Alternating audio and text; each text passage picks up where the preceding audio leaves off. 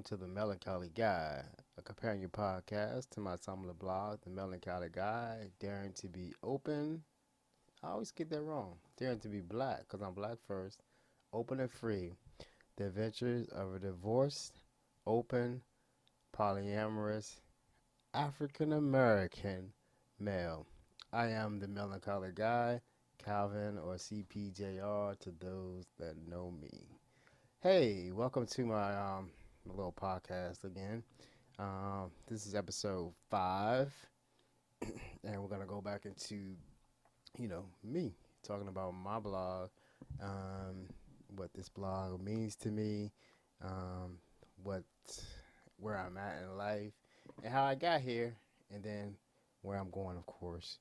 Um, I think I want to touch back on something that I said in my previous show about drinking, in my marriage. I think I needed to talk about how that happened and how that transpired. I basically, like I said before, if you've listened to anything, listen to the other episode, how I just started drinking a lot. I've already had like some issues before with substances and stuff like that, which I'll go into later.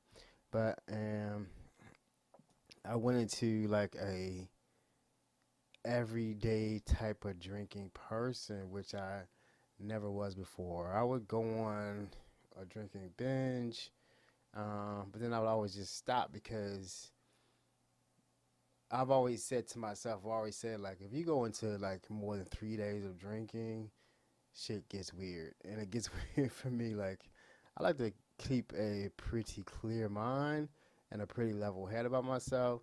And if I'm drinking more than 3 days, it definitely gets weird. So I went into this whole thing. I think I was really, like I said before, I think I was really depressed or really unhappy in my marriage at the time.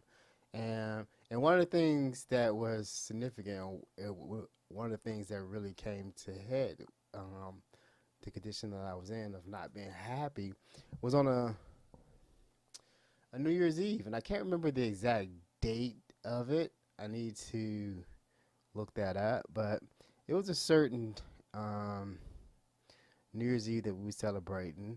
This is before we opened up our marriage, before we got into like swinging and going out to parties and dating other couples, all that kind of stuff. But basically, we would like got off work. I wanted to go to the liquor store, and we were gonna just be home. Um, and I think that I had already discussed with my wife before. We already had agreement that it was okay. We've had friends, so I think I had a friend that I was with before I got with her. I forget her name, Rosalind. Anyway, so I think me and Rosalind had gotten to trading emails when wishing each other a happy New Year's, and I think I stated in the email, I'm just bored.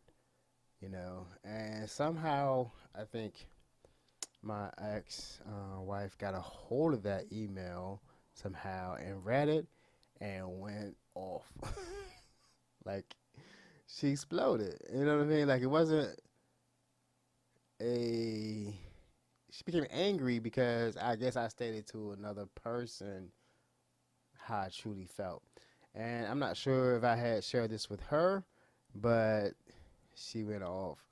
And it took a long time, I think, to calm her down. But that was the turning point of me realizing that something needs to be done and that we can't communicate. Like, I can't share a truth with her, and I'm sharing it with someone else. She's reading it, and then she's having an emotional reaction to it, exploding. So it's like, no, that's not cool, man. You can't explode when someone expresses their truth to you. You should be able to say, like, okay, granted, maybe I had talked to her about. Anyway. So that precipitated the drinking and me finding life in podcasts and stuff like that. And this is in the blog. This is what I'm talking about right now. And I'm not going to talk about a specific entry today. I'm just going to talk about this period of time because this period of time leads into the transitioning, us opening up the the relationship, and then exploring other options of how to live. And so when she or exploded, or when I had to placate and give in and say what I really meant, all this kind of stuff, I was basically bored. I'm not a person who can just go to work, come home, and then repeat. It has to be, for me, some type of self-discovery going on. I'm about to hit the 10-minute mark. Some type of self-discovery going on, something to drive forward life, a mission, a vision, a purpose, plans, goals, those type of things. And that just wasn't there for us. And I think some of that's on me. Um, so picked up drinking, and then it just ballooned and escalated to the point where I was like, oh, this is life. You know what I'm saying? And drinking is terrible for my body or anyone's body. It's like you're pouring poison. And you got to deal with the hangovers and the being sick, stomach problems. My stomach definitely can't tolerate consistent alcohol. So I would have to take days off. Not because I didn't want to drink, but because my stomach couldn't take it. So, and I'm not a light drinker. I'm not having one or two drinks. I'm gonna drink to get drunk, to have the feeling, to express some emotion, listening to music, doing that type of thing. So it was definitely an issue. It's definitely something I want to talk about and get into, like I said, in a later date. I'm not sure if I wrote about it some more, but I'm sure I expressed some, made some entries about it. So let's go on into the next portion. I'm actually going to do a whole podcast. Let's go into the next portion and talk about. I wanted to ask a question though. Is it okay to tell your mate that you're not happy? Like I didn't. Have you ever did that? If anybody's listening, um, like I said, I told someone else. She read it, and have you ever? And I think this is the whole thing about me of being wanting to be in the ethical non-monogamy, polyamory lifestyle or movement, whatever it is that you consistently want to try to live in your truth. You're trying to live in your truth as much as possible, and you're trying to communicate that to other people, and you're also trying to create space to allow other people to live in their truth. So it's a lot of work. It's a lot of communication. For some reason, I remember in my two marriages, a lot of times not being able to express truth, not being able to say, hey, I'm not happy. This shit sucks. It hurts. Whatever. We need to do something else. I need to do something else. I want to just applaud. You just couldn't do it without either hurting someone or definitely like damaging someone. So that was a thing that I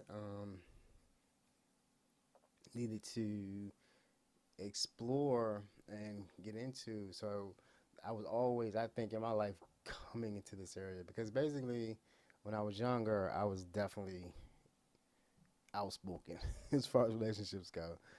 Like I said, I don't remember having too many traditional boyfriend girlfriend type relationships. It was just like open and fluid all the time. And I think I expressed that in one of my entries. Um, so that gets me up to that point, and I think on the next episode 6, I will go back into the blog because I want to move from this point and just try to not just gloss over this period before opening up the relationship or attempting to open the relationship. We had a couple spurts before it completely opened. So, in my remaining time, down to 5 minutes, I want to talk about just life where I am now. Um, and I think that I was dealing with a breakup. And I guess the question that popped in my mind is it like okay for someone to completely to decide to never speak to you again. I think that's happened to me. Somebody who I was in a relationship with decided they didn't want to speak to me, and I say here after after saying I love you, can you just cut that off? Is that possible? Can you hurt someone to the point that they just can't talk to you? That's indifference, right? I think that hurts more than someone being upset with you.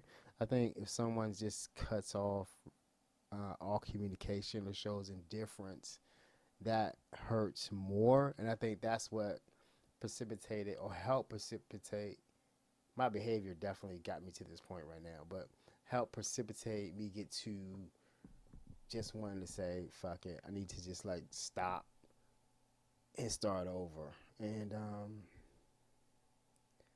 I don't know, it's like